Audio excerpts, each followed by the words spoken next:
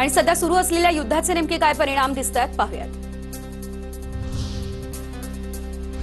हॉर्मुझ सुरू करण्याबाबतही आम्ही संवाद साधला। हॉर्मुझमधून भारतीय जहाजं सुरक्षित यावी यासाठी प्रयत्न। पंतप्रधान नरेंद्र मोदी यांचं संसदेत निवेदन। आखाती देशांमधील संकट मानवतावाद विरोधी आहे, मोदींचं हे संसदेतलं वक्तव्य। हॉर्मुझची सामुद्रधुनी ओलांडण्यासाठी भारताच्या 2 जहाजांना ग्रीन सिग्नल। एलपीजी वाहू जग वसंत आणि पाईन गॅस जहाज हॉर्मुझच्या सामुद्रधुनीतून सुरक्षित भारताच्या दिशेने रवाना। इंधनाच्या कोणत्याही एका स्रोतावरती अवलंबून राहणार नाही। शक्य तिथून गॅस तेलाचा पुरवठा भारताला व्हावा यासाठी प्रयत्न करणार। भारतात 41 देशांमधून इंधन आयात केलं जातं। संसदेत मोदींची ही माहिती। सदन को और देश को ये आश्वासन देना चाहता हूं कि भारत के पास क्रूड ऑयल के पर्याप्त स्टोरेज के और निरंतर सप्लाई की व्यवस्थाएं हैं।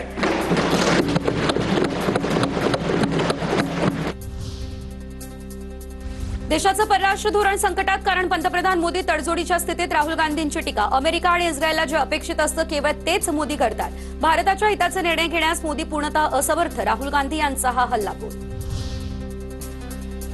आखाती देशात सुरू असलेल्या युद्धाच्या परिणामामुळे नंदुरबारात खाद्यतेल दरात वाढ। 15 लिटर तेलाचा डबा 2100 वरून 2500 रुपयांवर गेला। त्यामुळे नागरिकांमध्ये आर्थिक संकट। तर ऐन लग्नसराईमध्ये खाद्यतेलाच्या दरात वाढ झाली। लग्न समारंभावरती याचा होणार परिणाम।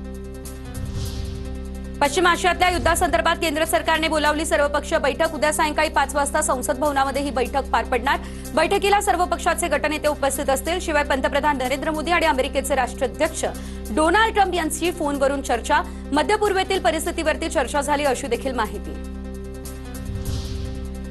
सर्वसामान्यांचं घरकुल महागणार। घराच्या बांधकामासाठी लागणाऱ्या स्टीलच्या दरात टनामागे 10,000 रुपयांची वाढ झाली। कच्च्या मालाचा तुटवडा आणि लोखंडी खनिज कोळशाच्या किमती वाढल्याचा देखील परिणाम।